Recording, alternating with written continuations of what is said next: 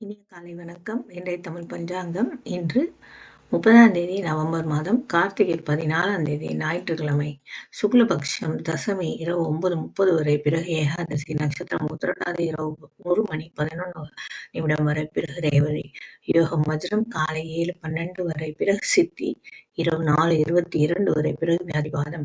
கரணம் தைத்துளம் காலை 10:28 வரை, பிறகு கரசை இரவு 9:30 வரை, பிறகு மணிசை. அமிர்தாதி யோகம் அமிர்த யோகம் சூலம் மேற்கு, பரிகாரம் வெள்ளம். என்று சந்திராஷ்டமம் மகா மற்றும் பூரம் நட்சத்திரங்களுக்கு தனியார் நாள், மேல்நோக்கு நாள், நேத்திரம் 2, ஜீவன் அறை.